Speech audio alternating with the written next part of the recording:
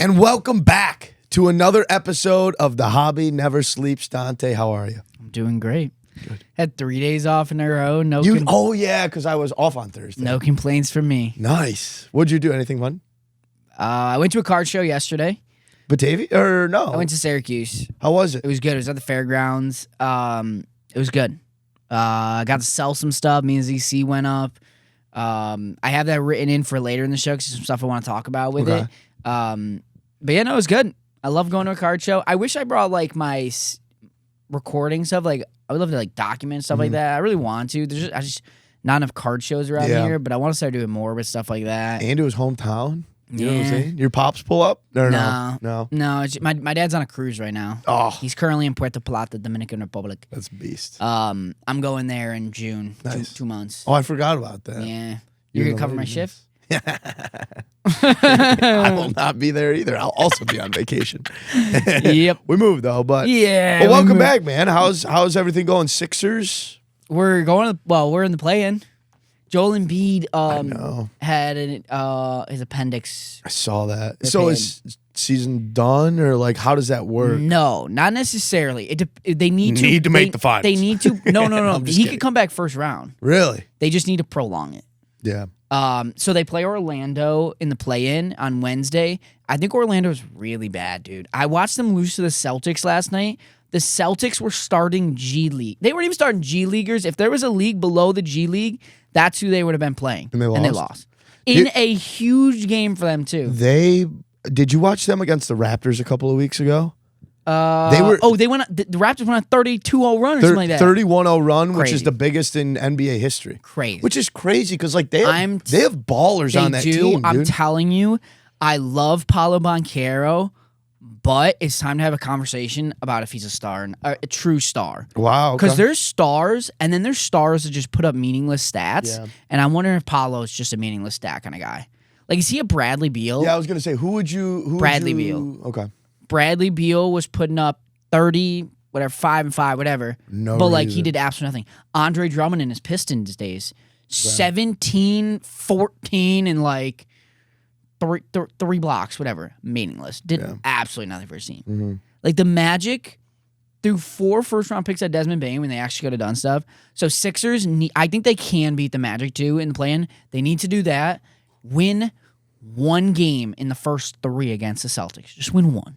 Just one. That's who they would play if they and just prolong it a little bit. Yeah.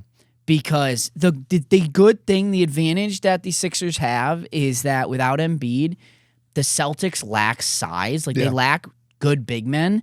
So like losing Embiid is not going to hurt them too much defensively down low. But losing him, they would have absolutely killed the Celtics in the paint. So we need to prolong a little bit. We need. The thing is, Joel Embiid will come back with half a appendix, so they just need to get. Joel Embiid has played through stuff like that before, where like he's not completely there, but then he still drops a 30-piece. I mean, there's so much stuff I could talk about with Joel Embiid's injury. 1, it's time to move on. 2, how does this man keep getting hurt? 3, how has Joel Embiid been complaining about his appendix for 4 weeks? And they just figure out that his appendix is about to burst. Yeah, that's crazy. Makes no sense to me. But this is perfect, and I really want to start off the show with this too because I think it's the matter of making money and losing money right now is with the NBA playoffs starting. How will that affect the NBA market? Because we see every playoffs, like people's markets explode. Like JSN's went up another level. Yeah. Sam Darnold's went up another level. Right. Drake Mays didn't win it, but went up another level. Yeah, it was going up a crazy level. So that's where. So this is my question, right? And I was thinking a lot about this. Another prime one was Anthony Edwards. Was it 2 years ago? Yep. That's really when we saw his market take off. Something that all those players had in common, maybe not have in common now, but had in common at the time, is they weren't 1A players, right? They weren't like. Yeah, I guess that's fair. I guess that's fair because Cat was probably the focal point.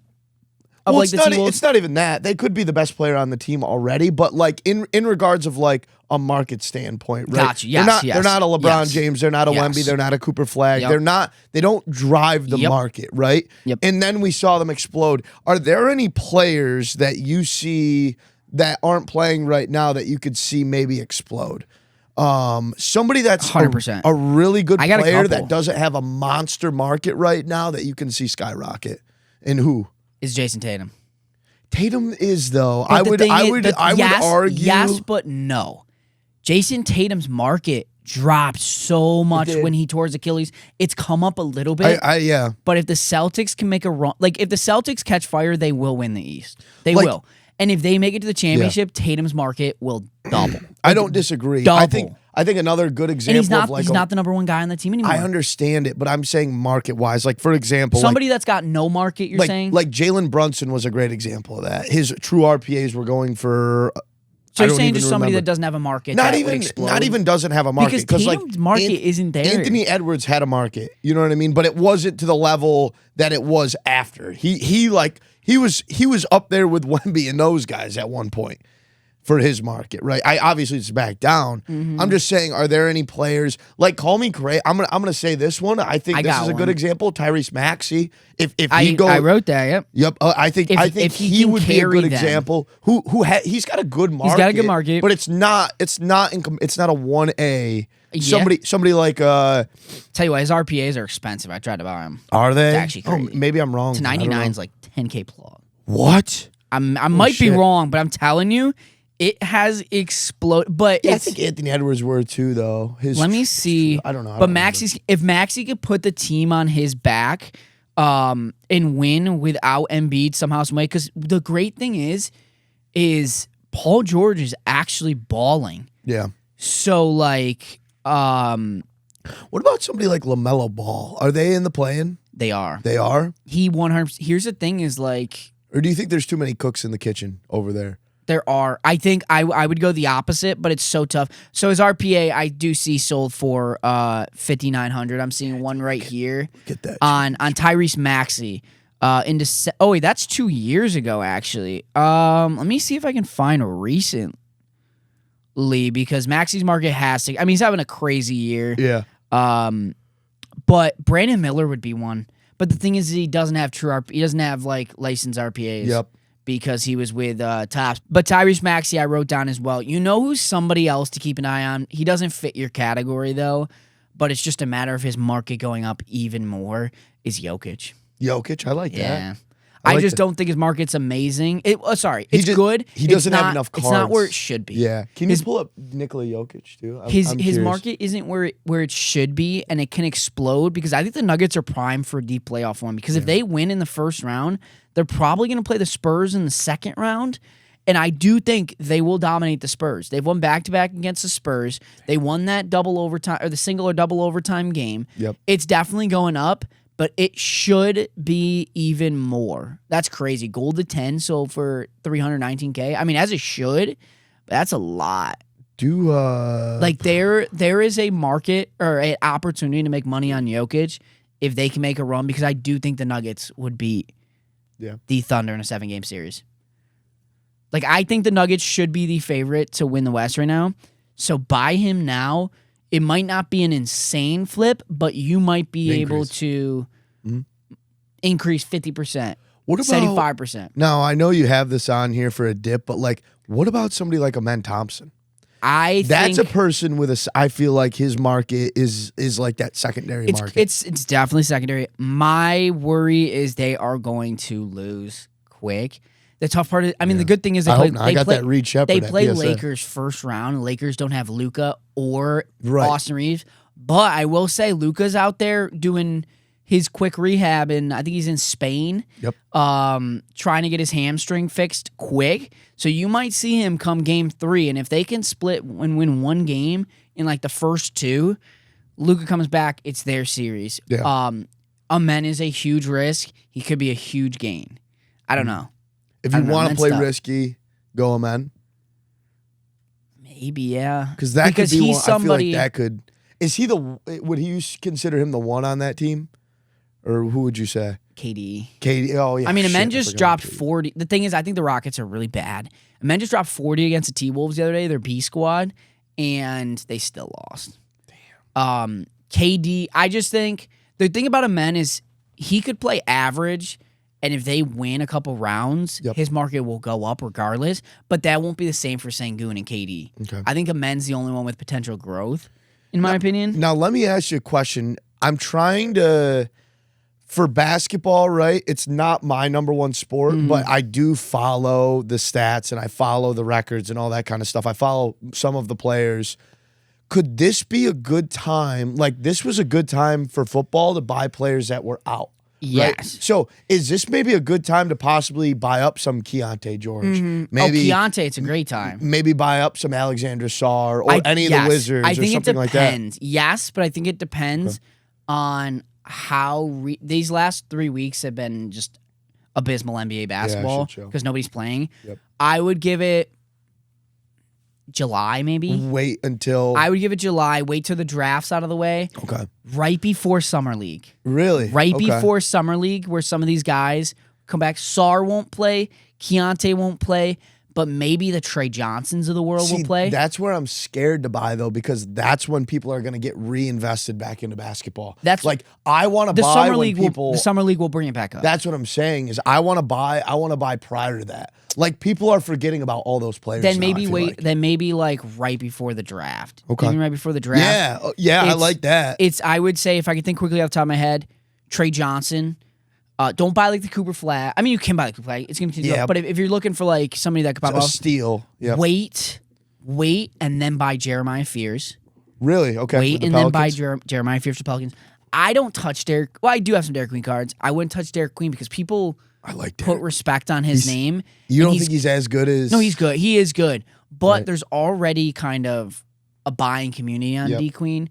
Where Jeremiah Fears, there's not. And he showed at the end of the season when he got more trust from the players around him. He dropped a 40-piece in one of his last games. Jeremiah Fears, trying to think of who else would really. I mean, I still think people should invest in Mace Bailey. Bailey? He's starting to get more reps at the end of the year.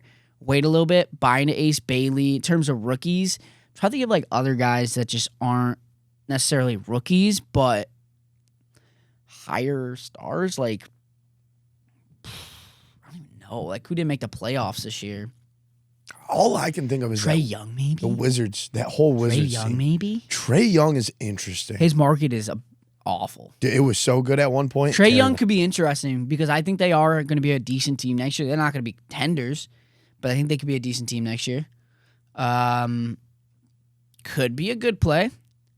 I also wonder, like, is it worth investing in some of those young Warriors? Because I think Curry and Draymond's time is going to come to an end. Interesting. Is it this summer? Maybe. They're really bad. They're really bad. Who do they even have? I'm trying to think of who they even have. Curry, but he hasn't he's played young, 3 games. like Brandon young. Pajemski. He sucks, though. I know. Brandon Pajemski would be like their only one. I would, you know what I would do too? Wait for the Hawks to get bounced and then buy in to Jaylen Johnson. Let him get bounced. Let people forget about how good of a year he's had and then buy into him. Yeah, the Warriors, dude, that is the worst roster I've ever seen. I mean, you got 50-year-old Al Horford, 80-year-old Draymond Green. Pat Spencer isn't even a basketball player. He's a lacrosse. Nate Williams, shout out The Rock. Not a big minutes kind of guy. Seth Curry's been irrelevant for years. Steph can't play more than 40 games. Somehow, some way, they still made the play-in game. Somehow, some way. I don't get how. Well, I mean, when you have Steph Curry on your team, he hasn't played in 4 years. The dude played, I think, 20 games this year. He missed like 30 straight. Damn. Yeah, it was bad. So, and he's going to be on a minutes restriction in the playoffs. Also, I know this is probably such a bad take. I would not buy Anthony Edwards right now either. Ooh, I would try to sell him right away because I think the Nuggets bounce him first round. Okay. It's Anthony Edwards and nobody else. Rudy Gobert's getting old. McDaniel's is decent. Randall's getting older. He's decent. I think they get bounced first round. Wow. That's the same thing with Paolo. Is like it's just an awful time to buy Paolo back here, in my opinion. Unless somehow, some way they beat the Sixers and then make a run. Listen, the Hornets did it all season. I'm just saying, anything can happen. Anything can happen. Anything can happen, especially in basketball. Obviously, you can't predict everything, but you just gotta, I don't know, you just gotta hope that Your buys will be good. That's Let's fair. move on to some talk or some news in the hobby this week. I don't know if you saw, but the Otani Judge dual logo patch ended up selling for $219K. If you scroll down, it's towards the bottom, which I think is a great sale for just like a patch, just mem, no auto. Yeah, that's crazy. I mean, I think it sets a standard even more moving forward of like mem cards without auto can still do crazy numbers. But it surprises me because, this will prove that if people don't realize the NBA market is the number one right now, Shea Gilly's gold logo did $200K. Just his. You put 2 future Hall of Famers, first ballot, unanimous probably. Was that his 101? No, to 4. Really? Same as to that. To 4. That did $219K. Shea Gilly's did $200K alone. Yeah. I mean, you got to think a duel with Otani and Judge would be more valuable, right? Yeah, that's crazy. Because that's 2 3-time plus MVPs. Yeah, it is nuts. It's over 210, just under as a single. 1-time MVP, 1-time champ. The other question, non-auto too, right? Non-auto, but the auto did what, $2 million a month ago. So I think that's big for the market, especially when it's a non-101. Right, and like this is the prime time to start selling some. I mean, like this is when you would want to, if you're looking to sell baseball, is a good time because people are buying it. Oh, of course. You know, with the hype. So of course. Yeah, that's interesting. I think it was a little low, honestly. I agree. Like that's crazy. It probably could have done more. That was out of MVP collection too, right? No, that's out of what, Dynasty? I want to say No, it can't be Dynasty. Or is it? Let's see. It was MVP, dude. No, because MVP, it's out of Topps Chrome update. Topps Chrome update. Yes. Yep. Damn. That's such a sick card. Yep. Man, that's sick. I know. So I feel like $219K is kind of low. Yeah. With just knowing what Shea's did at $200. I mean, would you rather have a single logo or a dual logo? I mean, dual, especially those two guys. Are you kidding me? Yep. That's sick. Yeah, that's crazy. Also, another dual patch, this time auto. There's a dual Michael Jordan, Kobe Bryant card on auction right now on Heritage Auction. It is to 10. It's currently just under $1 million. I don't think I've seen this one really hit auction yet. When I saw it, I was like, I've never seen that card before. No, so that's sick. That is out of Upper Deck, 2000 Upper Deck. I'm curious what that'll go for. Having the patch, like we see a lot of straight autos. There's some patch autos, some logo autos. Yeah. Like, would that hit like 2-3 mil? So I'm gonna leave this out there. There's been some monster Jordan, Kobe patch autos and just autos. We saw the triple auto that was pulled by Shine the other day. We've seen some crazy Jordan and Kobe and LeBron stuff sell recently. I feel like, and this is my opinion, that card is just not as appealing. I agree. As other ones, a little too much going on. But not however, as much patch. it's still a beautiful card. I'd love to have it. Will the grade affect it? 6 with a 6. 9. That I don't know.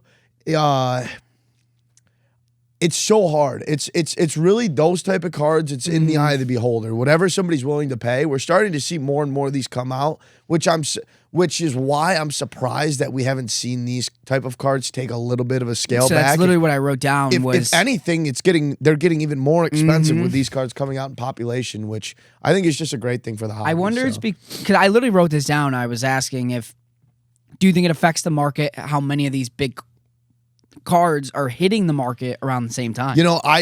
In most cases, I mean, in simple economics, you would say yes, but I feel like this is just it's not affecting it. Like we're seeing these cards sell over and over again, and it's not affecting the market at all. If anything, it's making it stronger. I wonder if it's because of not only is it the people that are buying the cards. That's what I was gonna say. They have these relations with other people, and they're like, wow. Like if you know, I know we talked about it last week. Who was the guy from Shark Tank? Kevin O'Leary.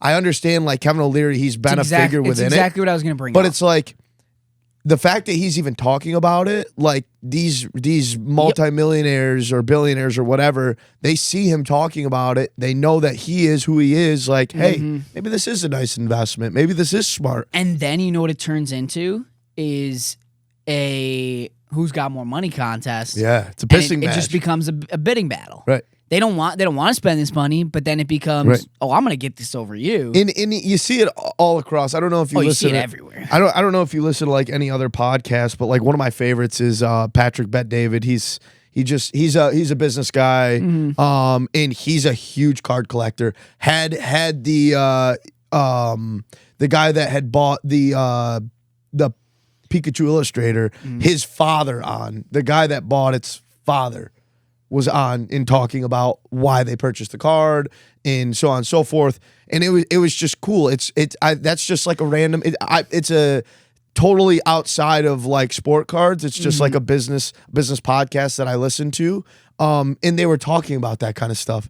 And it's just like Patrick was trying to buy the SGC 9.5 Mantle from the owner of the Arizona Diamondbacks, and he wouldn't sell it. So he talked a lot about that. And it's just, it's cool to see that, like the hobby is just getting bigger and bigger. So, but in conclusion, I feel like even with a card like that, I think 2 years ago, I don't think that card does over $1 million. You know what I mean? I think if anything, it's getting stronger. You know? Oh, yeah. It's the more big, I mean, we talked about this before, having those millionaire people in the hobby, not just millionaire, multi, close to billionaire people. It's only, I understand some people are losing out on cards, but when you're the one on the other side, it's only a good thing for your bank, basically. Because it's going to sell for more when you got guys with this money willing to spend. Right. It's a good thing. We don't have to look at everything as a bad thing. Yeah, because, I mean, there's money to be made, and these guys are only funneling even more. All right, let's jump into something else, too. So, we talked about this maybe 2 weeks ago, but the X-Fractor market. You see what they're selling. Yeah, PSA 9s are doing like $500 on the X-Fractor on eBay. And I can't imagine there's many people, too, like, that are sitting on many, especially Cooper Flagg, that are sitting on many of those anymore because they're all sending them in for the blue. Yep. So like a 9 doing that much, dude. I'm wondering, like, I have a silver or a fractor at PSA right now and one of the silver prisms.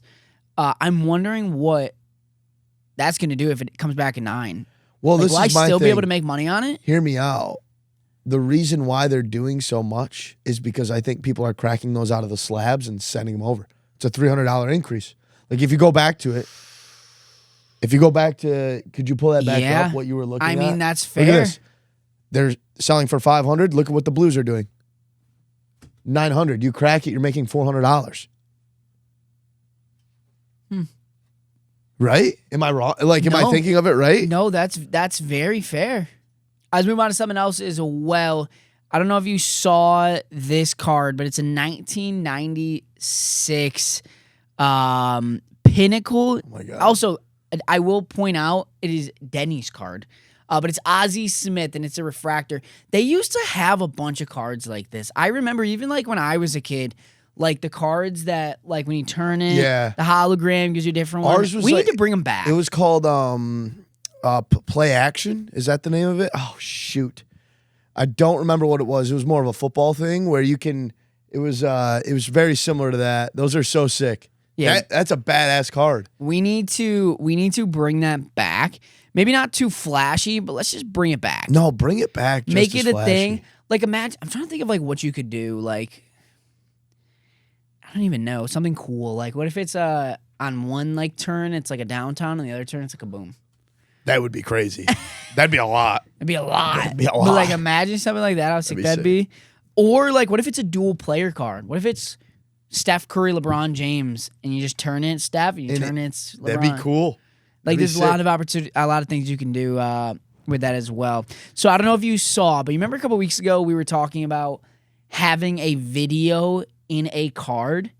Well, there is a yes. I saw this posted on Golden, and there is a Kobe Bryant, basically a built-in screen in the Kobe card. So basically, they were doing everything and anything to sell cards back then. It is it's basically what we were talking about. Do you think that could work though these days? I mean, yes, but like I think this is going to a little bit of an extreme. You know what I mean? Like, that's so cool. But it's also kind of there's also a part of it that's like sad. Yeah. Like where it's like you're holding the first ever video trading card.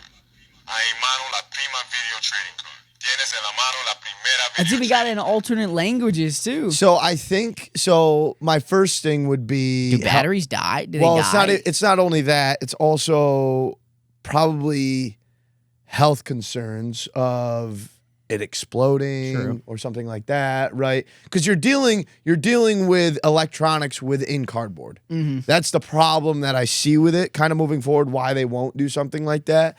Is it a cool, like, sick idea? Yeah, for sure. But I don't see like that ever transitioning into anything. You know, Yeah. just too much of a hassle on Panini's part. If catches on fire, blows your hand It's a off. lawsuit waiting to You know? happen. Yeah, it's a lawsuit waiting to happen. But so. there's so many things that could be like that. For sure. So many things. For sure. But I mean, that's just something that you got to think, like, food companies also think of all those kind of like Of course. stupid risks, Of course. you know? Yeah. No, I think it's really cool though. It's sad seeing that like with Kobe. Yeah. And it's just like a video and you're reminded every time. But it's also really cool at the same time Yeah. that they do have that for Kobe. Any big Kobe collectors just have to show off, to keep in wherever in a safe. Now, what you could do is like use it as a redemption and then have warnings. Just be like, warning one. You could. If you redeem it, you have to fill out a form saying like, I will not sue if I don't know how. I'm not a lawyer or a doctor or a mathematician. No, that's okay. Me neither. Let's talk about, because we didn't get to talk about this last week, but it's even better that we talk about it this week. Right now, today. Official release of Topps Chrome Football. FDI's dropping today. It's Monday. And we have Hobby, Jumbo, Delight dropping on Wednesday. Let's talk about the set a little bit. 300 veterans, 100 rookies. Draft class from this year, 2025. Yep. Cam Ward, Shador, Travis Hunter, Ashton Genty. You have case hits, Helix, Ultraviolet, Radiating Rookies, Kaiju, Game Genies. Genies, yep. Which look pretty sick. I think there's so many different things to chase in this product. Yep. I mean, you got a bunch of vet guys signing, like Josh Allen signing. Other than like quarterbacks, there's not as many big quarterbacks signing. Except like the Jaden Daniels of the world, the Calebs, like the Drake Mahomes Mays. not signing. No Mahomes, not that I've seen, unless they just randomly drop it. But I think he's still locked with Panini. Yeah. But that does expire. Like, I'm curious to see what rookie quarterbacks sign in this. I can pull up the checklist. Yeah, could you? I haven't really looked too much at the checklist, but like, is Shador Sanders signing? I know Travis Hunter is not quarterback. I saw that redemption. But let me pull up. I want to say Shador's not signing. Dude, but let me just pull up quick. Like, I know Ashton Genty signs. Tom Brady's so sick. The Premier patches are going to be sick. Scattaboo signs.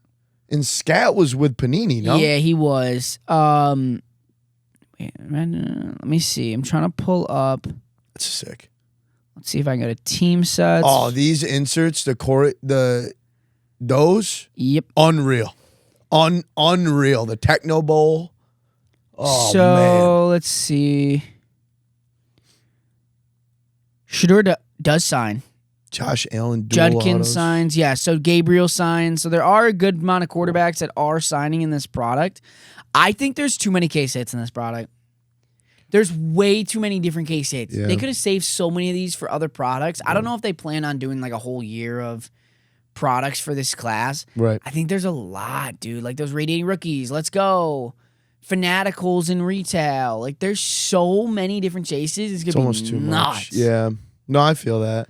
Genies, Kaiju, Lightning Readers. Like there are so much. Yeah, I know. And then you have the shields to chase after. You have there's The some debut. patch autos in there too. There's the debuts. There's so many things to go after. I mean, listen, it's a good thing having so many different chases. Maybe it waters down like how many dang rock stars we had in NBA case hits. One of the worst case hits in my opinion ever. I mean, you'll have your ultraviolets, which would be awesome.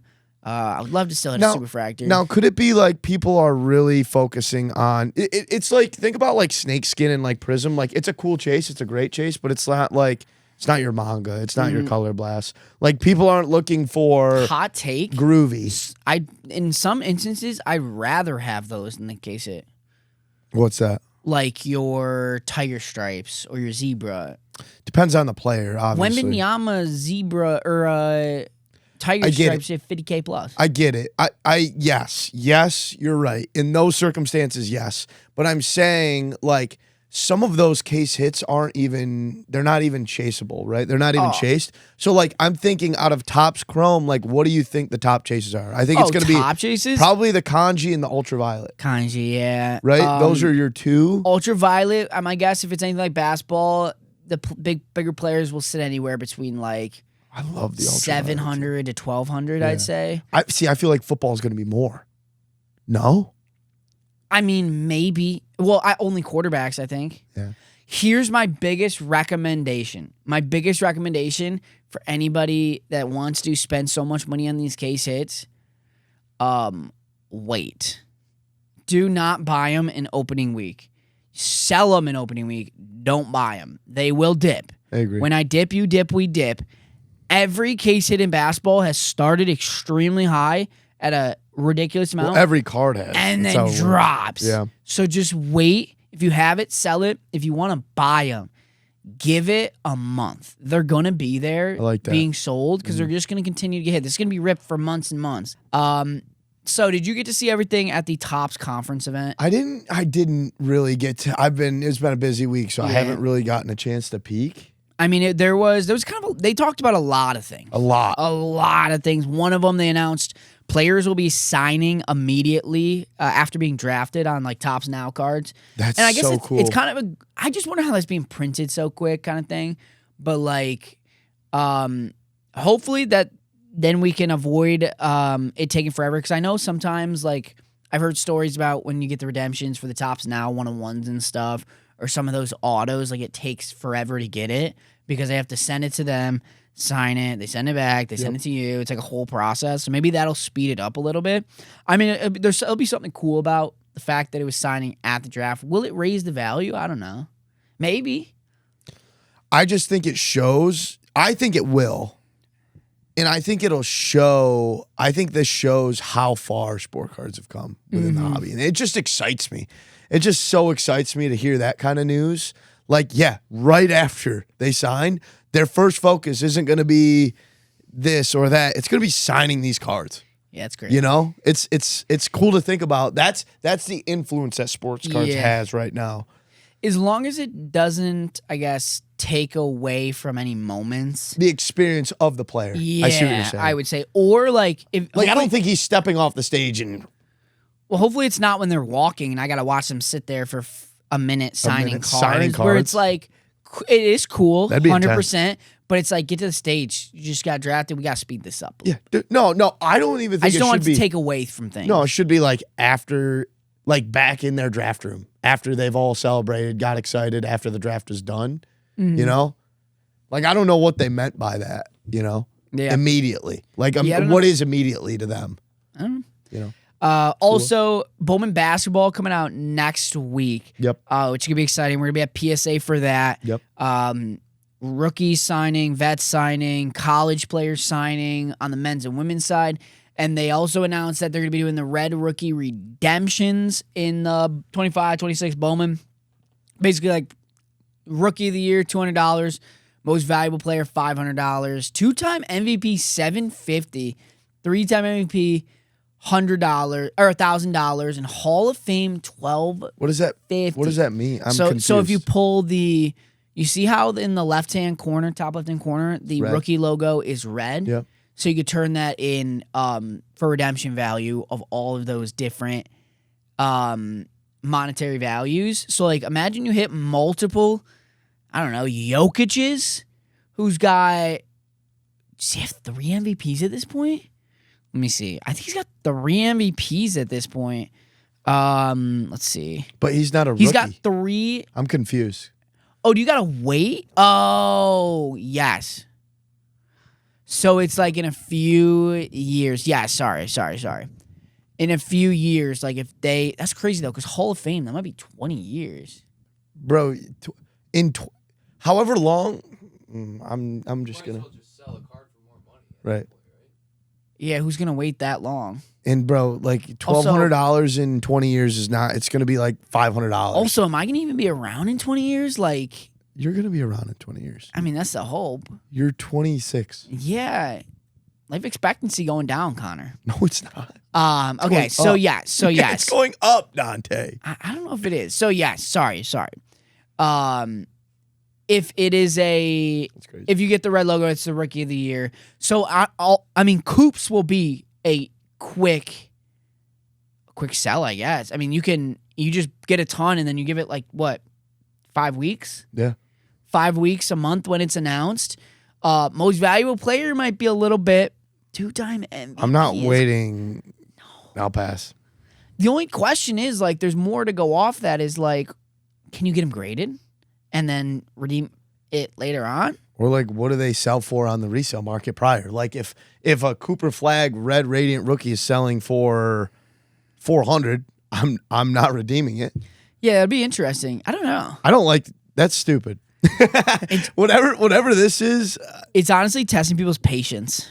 No, it's. I don't even think it's that. Like money to values across time. So if I have to wait 20 years for him to be in the Hall of Fame, $1,250, not $1,250 anymore. What's crazy to me too is like, listen, I'm not. Topps is going to be around in 20 years. Yeah.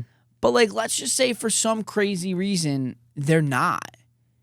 Like, what do you do then? Yeah. I mean, that's a lot of things waiting to happen. Yeah. I don't know. It's just so much of a waiting game. That's way too long of a waiting game. Yeah. Way too long of a waiting game. I agree. For nothing guaranteed. Like, yeah. You're not even guaranteed But that. that's the whole point of it. I mean, listen, that's the whole point of it, I guess. Test your patience and see if any of these players pan out. Right. Okay, so something cool also too. F1 starting to just continue to just blow up.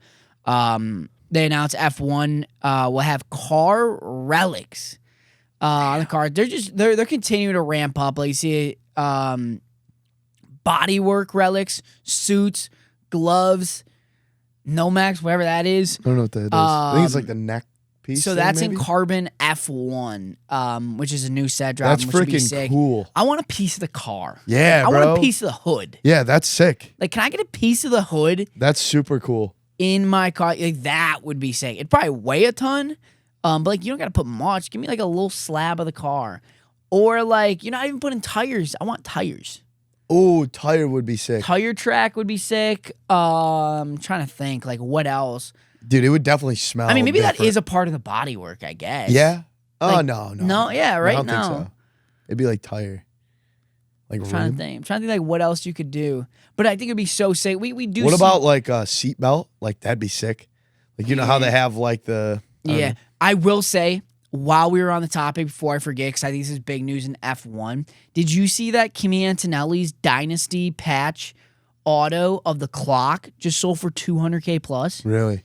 I just pulled. $200K plus out of Dynasty. Did you see my story last night? We No. pulled out of F1 hobby, Topps Chrome.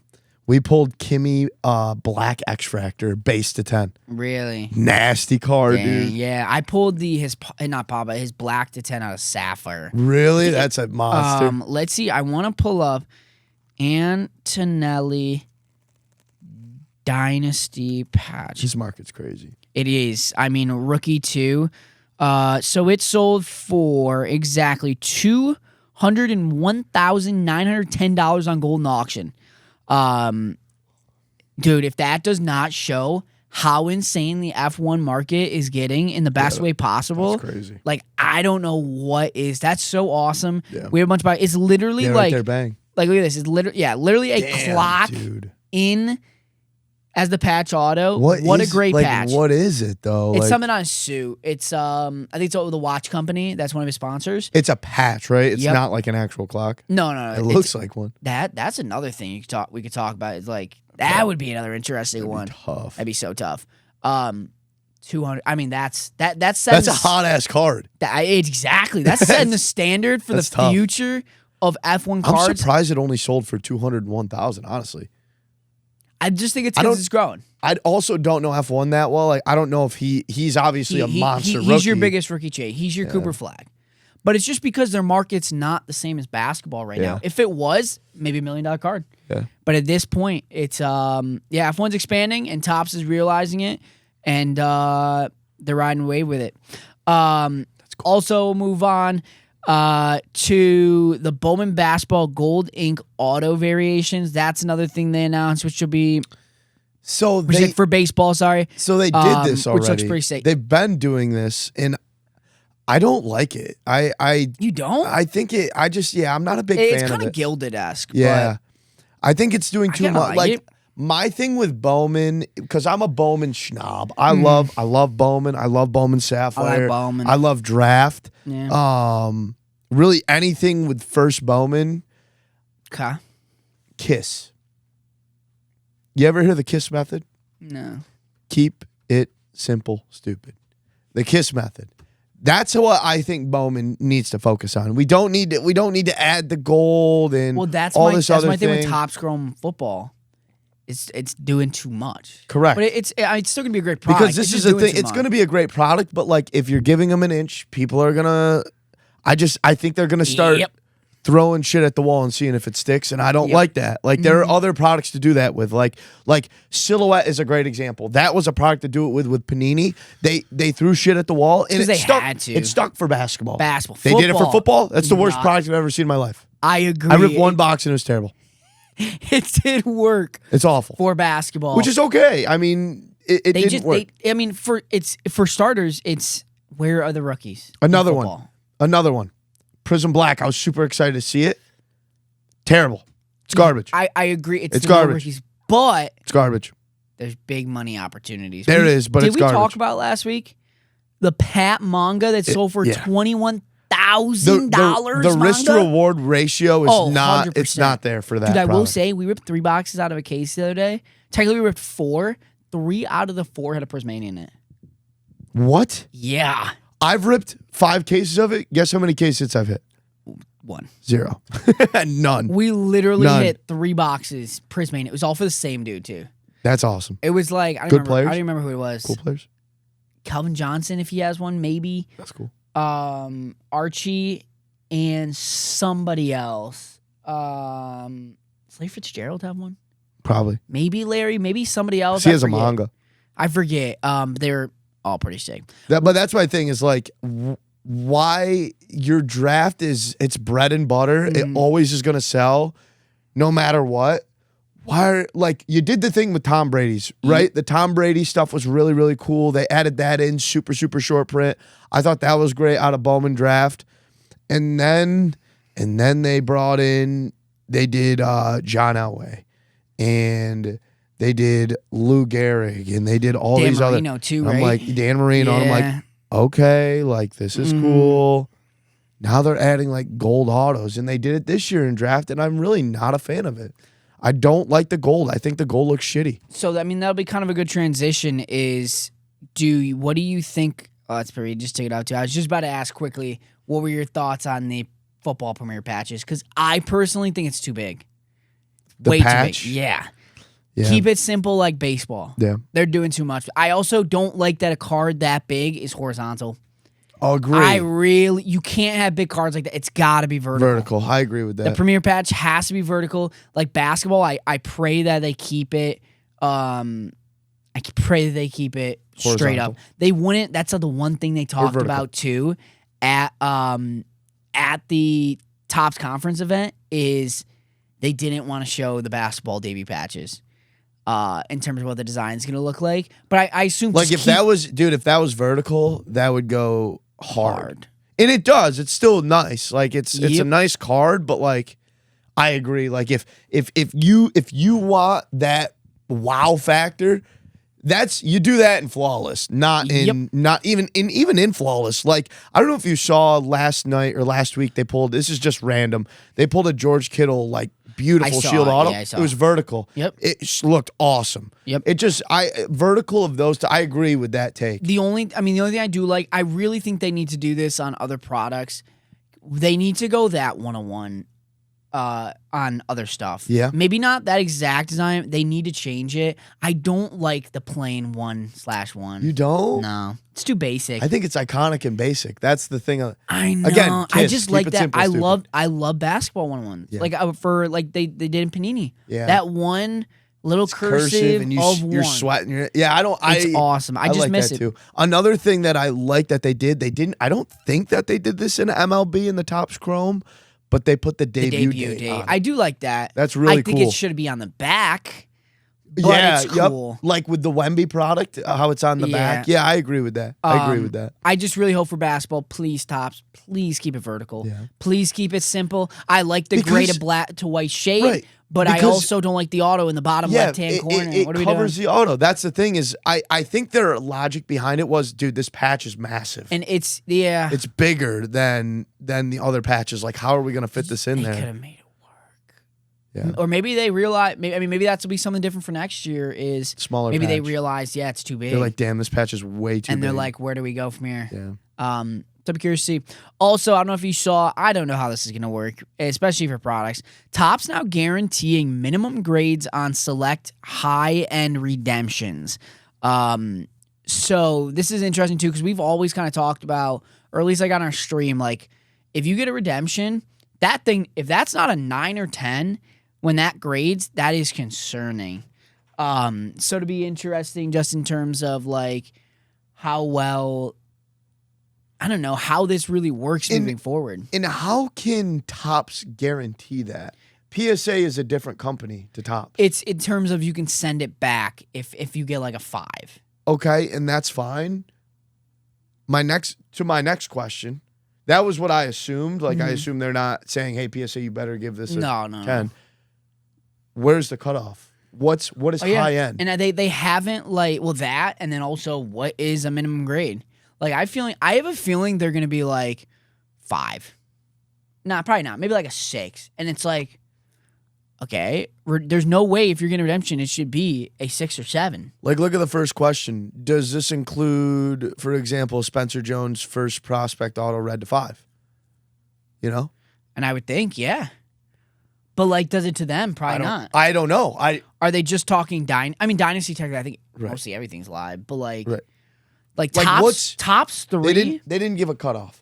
Yeah, they didn't give a cutoff, which is a problem. They'll give more information hopefully sooner or later. But like Topps 3 redemptions, dude, they're doing like 5s.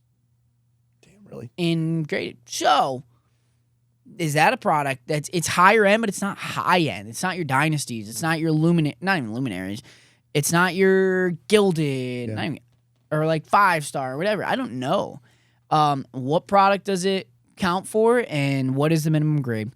Also, they did talk about this is a big thing. I think this is going to change the game in so many different ways. But Fanatics coming out, they've talked about it before. They talked about it at this conference. Fanatics coming out with a credit card. Yeah. Fanatics credit card partnering with American Express. 5% cash back and fan cash on purchases.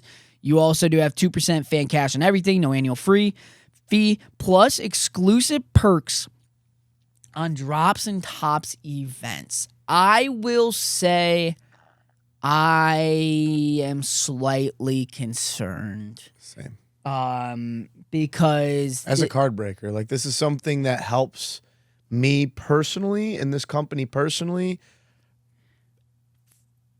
I don't want somebody to get too in over their head. Yeah, this is tough. This is tough. hard because at the end of the day, I mean, obviously people are gonna have credit Right. card limits on how much you get. right.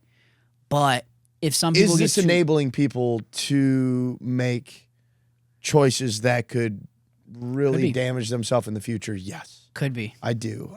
And I don't love it, right? I got into this hobby and I got into breaking and I got into selling boxes.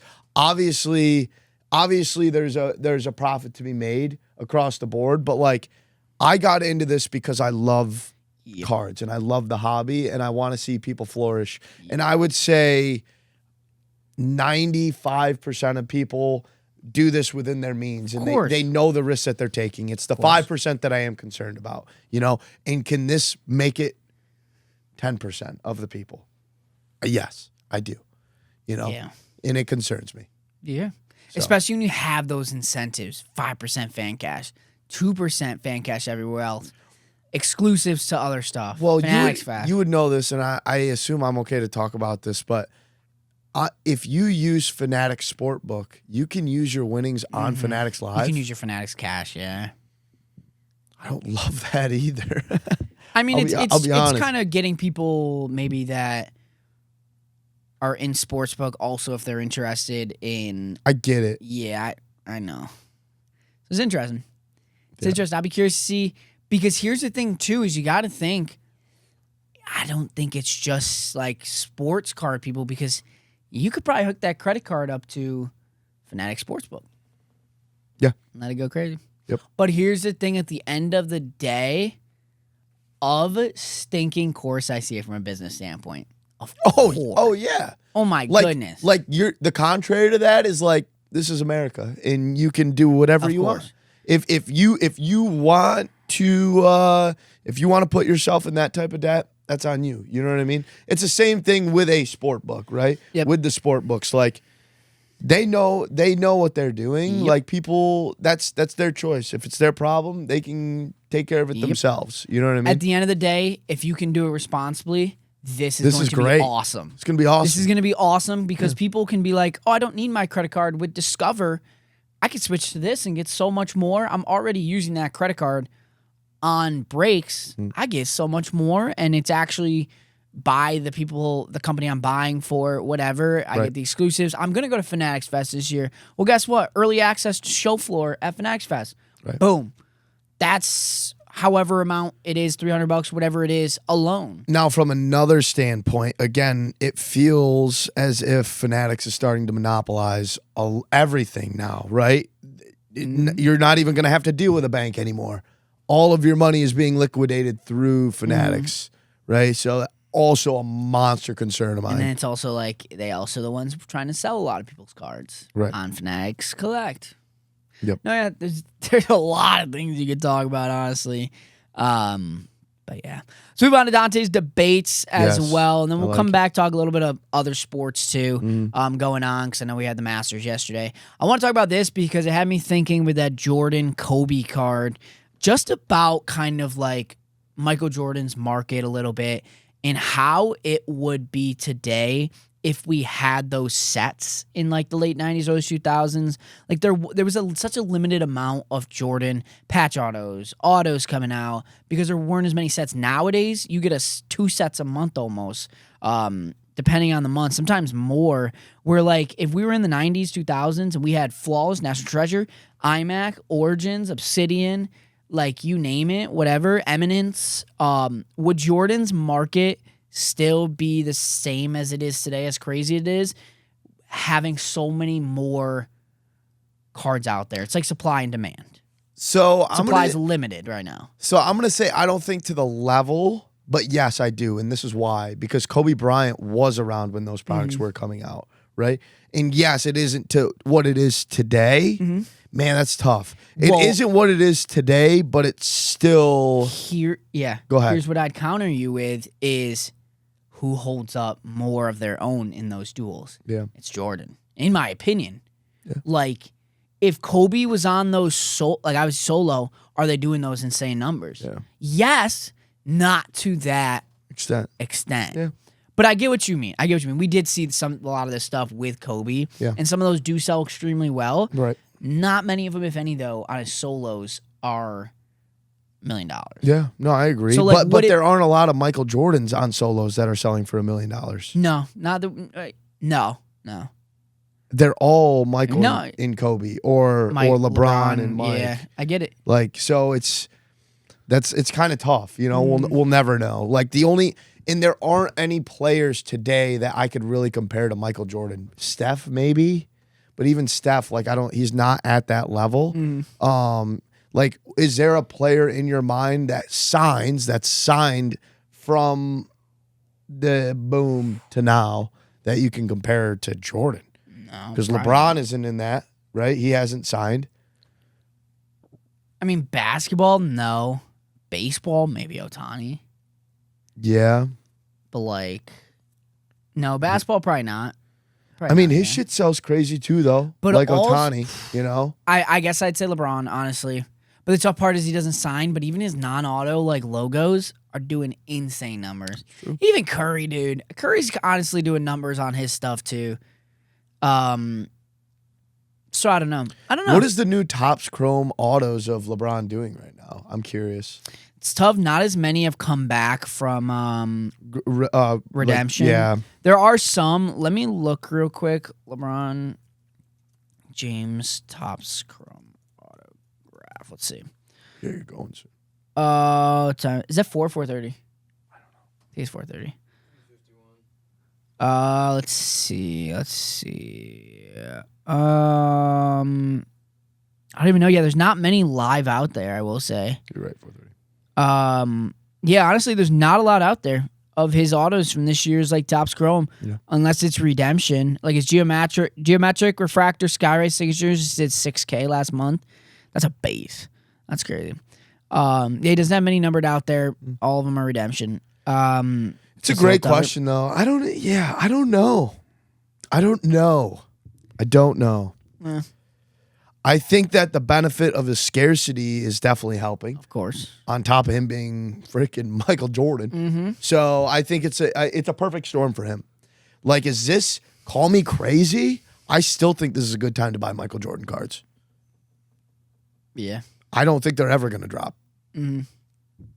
Unless he does weird shit like he did a couple of weeks ago. That was weird. It's a crazy shot. I'm just saying. I mean, no, you're not wrong. That's kind of stuff. You're not wrong. It's great. I'd be curious, like, how much it affect his market and just legacy too, if he actually won as an owner in the NBA. Yeah. Like, if he actually won titles with the Hornets, like, would all these cards be double? Like, how much would that affect it? That's tough. I don't know. Like, maybe it'd be even more. Like, yeah. I would be very curious. Yeah. I'd be very curious. Do you think that Michael Jordan will ever come back and sign and license product? Yeah. Someday. You think so? I think Fanatics is going to offer him the bag. Well, technically, I mean, Upper Deck is all in that circle, but... And do you think that would ever hurt his card prices? Not the high-end stuff, probably. But like a Dynasty Jordan. Do you think the next question would be like, do you think they have Jordan game used like logos sitting somewhere? They've got it, right? I don't know. Like, what would that do? They could buy some of it. A lot. Yeah. A Jordan logo out of Dynasty? You're talking that'd be so sick. $3 million card? Dude, imagine, you ready for this? Dual logo auto out of Dynasty, LeBron James, Michael Jordan. I think sooner or later, so it might not be this year, it might not be next year, but when Topps has $100 million to throw at Michael Jordan, I think they will. But I also think the dude doesn't need the money. But LeBron doesn't need the money either. Like, well, LeBron is preparing to buy an NBA team, but I don't think Jordan needs the money. It'd be if he just wants to for fun. Jordan loves to gamble. He does. You know? He does. So maybe maybe he does. He'll need the money eventually. Yeah. Yeah, I agree. I would love... let's stay on that topic just for a second. Like, imagine it's going to happen eventually because we're starting to see Topps cards. That Shohei duel with Steph Curry with the night, right? Is that who it was? Or the Rock? Or were those fake photos? I don't know. They've got all these dual sport, right? Could you imagine if we just see a GOAT card? Freaking current today GOATs. LeBron James, Ohtani, Tom Brady. Yeah. Would it all even fit on a card? I don't know. Patrick Mahomes in like, what's another? Wayne Gretzky? Like today's stars. McDavid or something like that. Yeah, I don't know. Yeah, whatever it is. McDavid would be one. The four main sports, all their logo, mans. Autos together. Would they fit on a card? We would find a way. We would find a way. That'd be so. It might have to be a two-sided card. That'd be the next $10 million card. Yeah, I'd be curious if they'd ever in Dynasty would be the one where they'd have to do it because Dynasty you do see sometimes like Wembanyama was in Baseball Dynasty 2 years ago. Right. Stroud. Would they do it? I'm telling you, they're brewing it up. They're brewing it up within the next 10 to 15 years of doing a card like that, and that is going to change. Have we ever had a set like that at all where anything's mixed? Dynasty, like you were saying. Well, like I'm talking like but we 50-50. Probably not, right? What do you mean 50-50? I mean like where basically the whole entire half set's like baseball. I think it's gonna be in baseball. It's gonna be in strictly a baseball or strictly a football, and we're gonna see that because they're buying all the licenses, dude. You already know if you're Ruben, right? Yeah. What can I do to maximize this product and make the best card of all time? That is the only way to do it. With some of the biggest cards out there, if you want to compete with the 52 Mantle, if you want to compete with all of them, that's the only way nowadays. What is the highest level that we can go to? Yeah, you just and guess what? You just After can't that, flop on it. There's no way to flop on it. Don't give me respectfully Cooper Flagg and Jackson Dart on a duel. Don't give me that. It has. These are the only players that'll fit in this. I'll go through sports. For baseball, there are two players. Currently playing? Yes. Okay. Judge Ohtani. Yep. For basketball, LeBron, Steph. That's it. Yeah, I'd agree. That's it. I'd agree. Maybe KD, but no, probably not. Nope, not the Joker, not KD, not SGA. I agree. You cannot. Those are your faces. Yep. We'll go to what's next? No, we did baseball. Football. There's it's Mahomes. One player current, and that's Mahomes. Yeah, I'd agree. And then hockey, McDavid, Ovechkin. Maybe that's Ovechkin. Ovechkin's just kind of like a stat. Well, he's won championships, so no. I mean, he's won Stanley Cups. Yeah, McDavid. But McDavid hasn't. That's a thing. Yeah, but McDavid hasn't either, but he's the future. He's like. I mean, he's the past, face. the present, and the future. He's the face. Yeah. So like, imagine how sick that card would be, dude.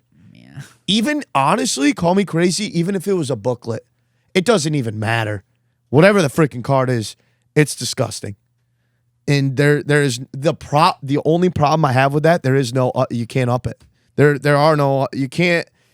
isn't another card that you can produce within the next 20 years that's going to be better than that card.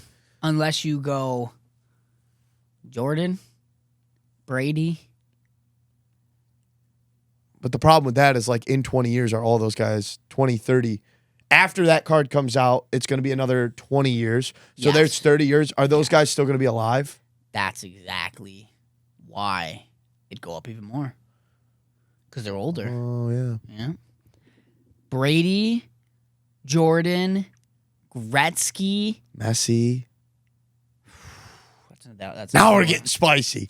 All right, let's move on. I was trying to think of a baseball guy. I don't know, because you could do Otani, but he's still playing. Skeens, maybe by that time. I'm just saying. Ken Griffey. People just love Ken Griffey. Yeah, Griffey.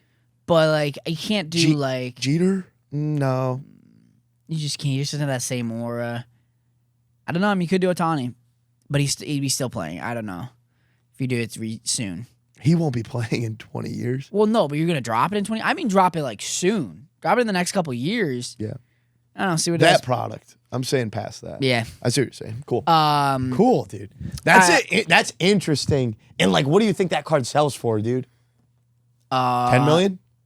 20 million? When it first drops, probably, if it's got auto, yeah, maybe 10 mil. I think more. Judge's Ohtani did too. Call me crazy. 50 million. I think that's going to be the highest selling sport card in the history. Really? I really do. I really do. Really? Game Ward logo patch of those players all on one card. That's great. Yeah, I guess so. Maybe. All right, so I want to circle back to something a couple weeks ago. As we get close to wrapping this up, we brought up a clip from a couple weeks ago that even went viral on our page, but went viral especially on his page. But it was the interaction between a buyer and a seller at a show, and the seller was just not going under 100% comp. He was telling the buyer, which is Jade, he wasn't going to move at all, not to look at comps because it didn't matter. And it wasn't even in a way where it was like, it seemed very like condescending and aggressive. Yeah, it was laying out the ground rules. Which is fair. But we actually got a chance to talk to Jade Jabber, who's a creator of the video, the buyer that went up to the vendor at the show, got to talk to him, and we got to break down everything from that clip. All right, appreciate you joining us, and obviously, hopefully it was okay. We talked about that clip on our podcast because we'll bring up a ton of stuff every week, like what we're seeing on social media and what's buzzing. And I feel like every time I was swiping on Twitter, Instagram, TikTok, YouTube Shorts, that clip kept popping up. So I want you to run me through it. Obviously, like it's not, we don't bring it up to like throw like shade at the other guy in the situation because everybody's just trying to, make their money and have fun while they're at it. But I want you to kind of break down that video for me and maybe anything that like wasn't on there too. For the most part, honestly, that was pretty much the whole interaction. The only thing it really didn't get was when I went up to the table for the first time and I just said, "Hey, how you doing? How's the show going for you? I like some of these cards. Like I do content. Like I'm trying to film some stuff. Do you mind if I set up the camera and just kind of record the conversation?" And he said, "Yeah," initially, and then that was the first thing was like, "Hey, like, do you mind if I pull up some cards to comp?" And it just kind of was what it was. I didn't really think that anything weird was happening while we were having the conversation. It just felt like he was a little more old school and I was maybe a little bit more new school, and I'm used to maybe the word comp triggered him, and maybe he had heard that word so many times during the day and people lowballing him. So it just felt like I was trying to understand where he was coming from or why he was so against the comp, I guess. Yeah. Yeah, no, that was interesting. I mean, do you kind of see that the point of view like they make? I just feel like these days it's so tough to get a card at 100% comp, unless like sometimes on eBay people will post at that same price and it might sell for it. But like when you're at card shows, I feel like I've never been able to sell anything at 100% comp. So yeah, I mean, did you kind of see his point of view, or was it like, of course? No, I get it. I think what he was referencing are maybe like the more rare cards, the Jordans and Kobe's that don't sell often. And there's maybe one sale in the last 2 years and it was from 2 years ago. So referencing that comp, I understand is like not fair for him. But we were looking at like a PSA 8 Metal Universe Michael Jordan that had like 10 sales in the last 2 weeks. So there was a pretty apparent database of like what the current market was going for that card. So I was just trying to understand what that number was first and foremost. And then we could figure out whether I'm offering 70, 80, 90%. I've never offered, since I started trading and buying, selling, whatever, I've never offered 80% to anyone.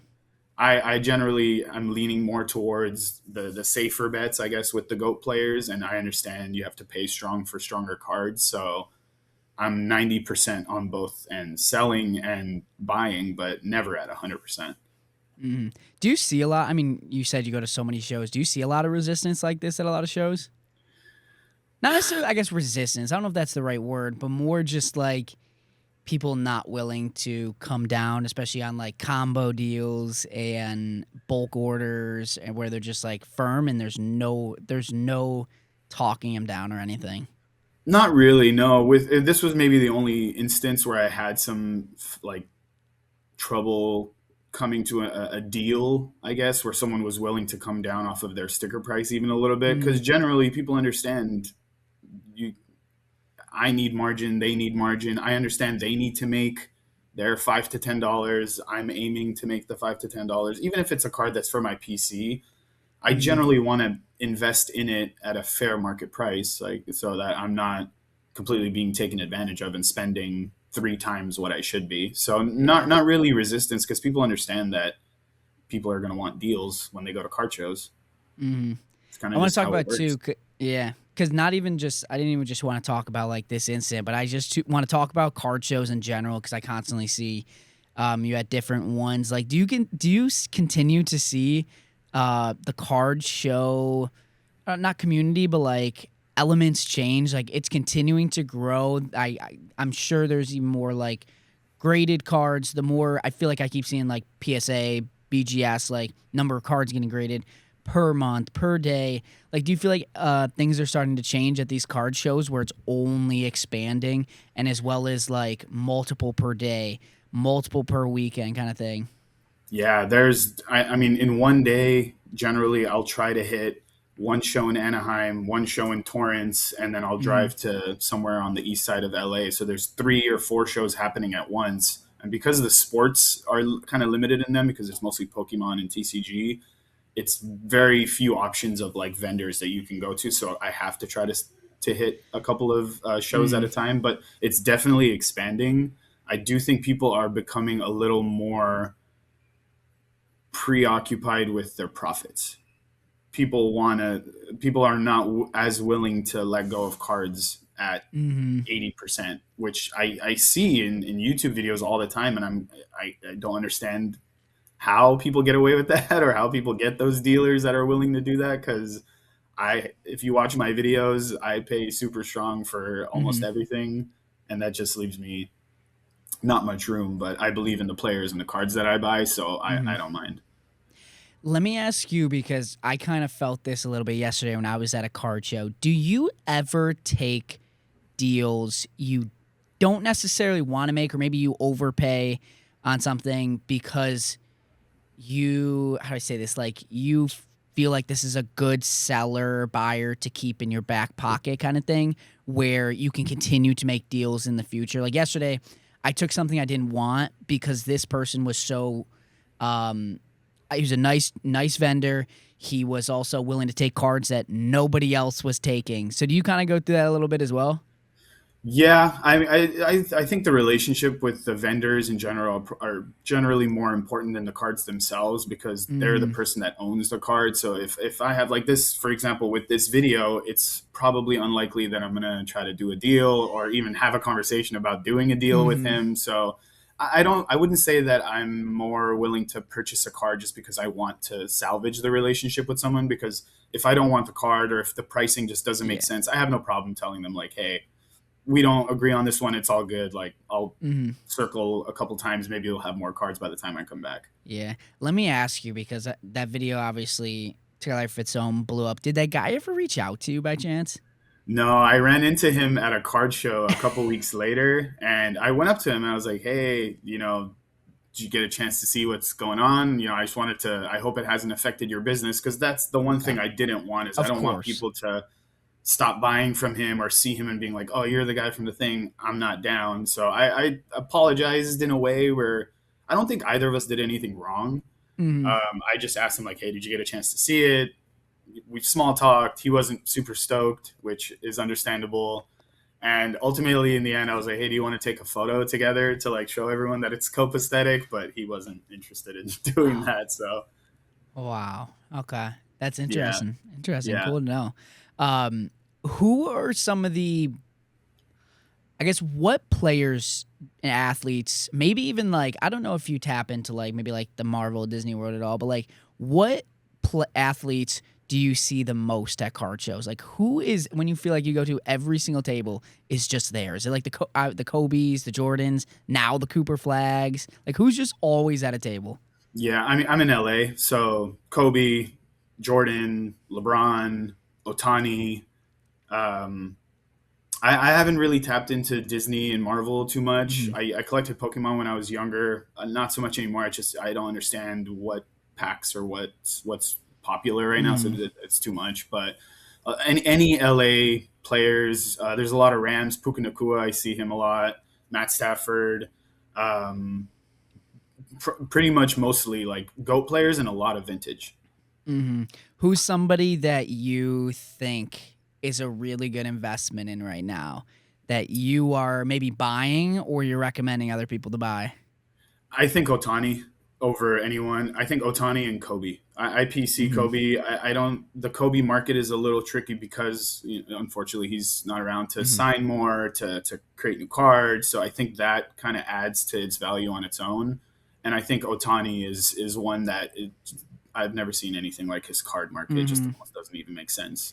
Yeah. Do you ever get nervous buying players like, obviously Kobe's a little different because you said he's like a PC, but like the Michael Jordans, some of those older cards where like they're not playing anymore, so they can't win a championship, they can't win an MVP, they're already in the Hall of Fame kind of thing. Do you ever kind of hold yourself back on those? But it feels like they keep going up, so like it's not necessarily a problem, but like you wonder in the back of your head, is there going to be a point where it just kind of stands still?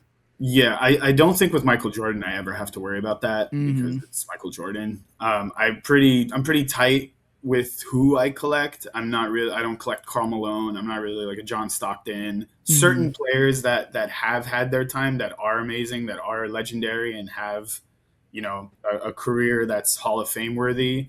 I think those might be more for collectors that won't have a problem if that card doesn't go anywhere.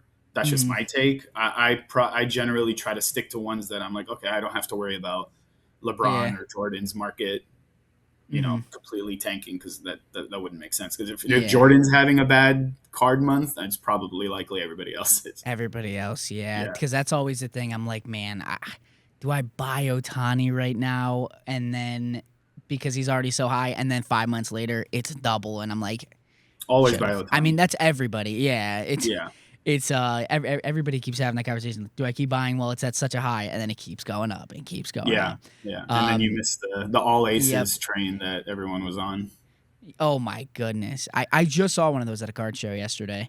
One of those, and I was like, dang, that was like what, $60? Like, yeah, I was in that one at 500, and then I went to a card show and traded and sold out of it at like 6 or 7, and now it's like 12. So there's that's always going to happen. I'm learning. Oh, of course. I did want to ask too, because you said you're in the like LA area. I can tell you we don't see people here in like the Rochester card shows. Do you ever see athletes, celebrities at some of these card shows buying it all? Not at the smaller local card shows. At the bigger ones, like the West Coast card show that we have, there's people all over the place. It's hard to even pinpoint. Like I think I saw Grant Williams at one of them, but he was surrounded by like 15 people walking around. So there's definitely at the bigger shows.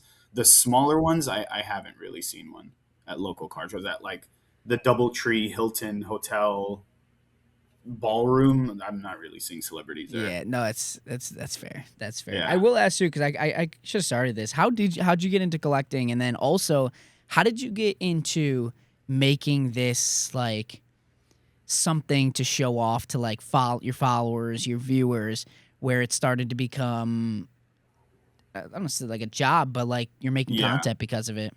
Yeah. I started collecting. I grew up collecting. I was a big Pokemon. It like took over my life when I was a kid. And after I kind of stopped doing that, I would collect Batman VHS tapes. So I've always been like a collector. And I skateboard, and I'm 35. So there's only so much concrete slamming I can take now. So I wanted to find a hobby that didn't involve physical pain. And I'm a huge sports fan, and I like to invest my money in smart places. So it was like I found something that had everything that I enjoyed: collecting, investing, sports, meeting new people, like I went to my first show, which was the West Coast Card Show, funny enough, last year in July when I started collecting again.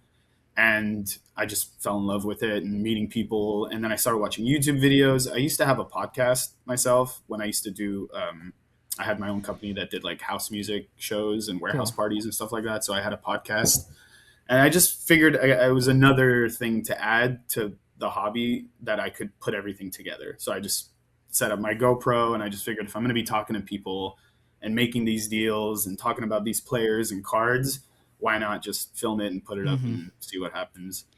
Yeah. And I'll basically wrap it up with this too, because I have to ask. Me and Connor got in a heated debate last week about it, and I'm going to ask everybody I find, everybody I see, everybody I know, who is your rookie of the year this year in the NBA? Cooper, Flagg, Kon Knueppel, and should people still invest in them right now with their markets so high? Like Cooper, done, has no more games this season, but Kon at least has playoff opportunities. Right. Whoever your rookie of the year is, should you still invest in them as we basically get ready for their off seasons? Because I don't know how much of a run the Hornets will make. I think rookie of the year is Kon Knueppel. I think the better player is Cooper Flagg. That's exactly kind of what we were saying. Yeah, I think what Kon Knueppel did is like no one expected it. The 3-point shooting, how he's helped the Hornets. I think as like a package in the first year, he was more valuable. But I do think longevity-wise, I think Cooper Flagg is going to be a much more dominant player. Investing in now, it's the same thing with Otani. It's like yes and no. Yeah. Like you always, I would say yeah, because Cooper Flagg. I mean, next year you anticipate everyone being healthy, him continuing to play better, his conditioning is going to be better. You would just anticipate him, continuing to go up. But if you buy into his autographs now, which are at like a peak at whatever $5,000 an autograph, and then next year it kind of settles, you might be bummed out. But I think long term, I wish I had the answer of whether or not it was a good idea. Don't we but all? I would say they're not bad buys. Yeah, and I think like a guy, it's so interesting. So I've been breaking here for 2 years, and I was there through like the Wembanyama rookie products, and just seeing how insane those were, and thinking, man, it just can't go up from here, can it? And then boom, we're here 2 years later, and his Nebula sold for $860K. Yeah. I just saw his Tiger Skin Prism just sold for I think $50K plus, and that's just a short print. So it's crazy. There's always. I love to predict stuff, but can't. Yeah, I mean Cooper Flagg could be. I mean Wembanyama is being talked about as like could arguably be the greatest player of all time. I don't know if you can really say that for Kon or Cooper Flagg with their stature and the way that they play, but I don't think that they're bad buys. I would just say maybe try to get him at a good deal. Yeah, appreciate talking to Jade. It's really fun. The thing he said about going back and meeting. Yeah, that's crazy. He went back to the show and talked to that guy and was like, hey, hopefully it didn't create too much drama or disruption in sales for you at these shows. He's still a little resistant on him. So funny. But yeah, I mean, hey, that'll do it for another episode of The Hobby Never Sleeps. Oh, yeah. Top Score Football Chat. Oh, yeah, we did get new merch. And we got new merch. Please go check out our website, WeTheHobby.com. Go under merchandise. You just click on the merchandise. You'll be able to see Hobby Never Sleeps merchandise. Go buy a shirt, a sweatshirt. Connor's got his on. Yep. This is an old one. I do love the design too. Took my sweatshirt off. Got a little hot in here. The sweatshirts are awesome. I love the sweatshirt I have. I have a cool new shirt. Hobby Never Sleeps. Go buy it. Help support. Well, not just support us, but just show off the podcast. Really. Come on. And they're clean. Like I like a nice, clean, elegant. Like these shirts are perfect. Like heavy. I'll wear it to the gym. Perfect type of. Right. You can wear it anywhere. Right. So. I love it. Well, awesome. That'll do it for another episode of The Hobby Never Sleeps. Make sure you check us out on YouTube. Hit that subscribe button. Turn on your notifications. Go to TikToks. So follow us there. Instagram, check out our clips. And all Spotify, all podcast streaming platforms. That'll do it for another episode of The Hobby Never Sleeps. We move.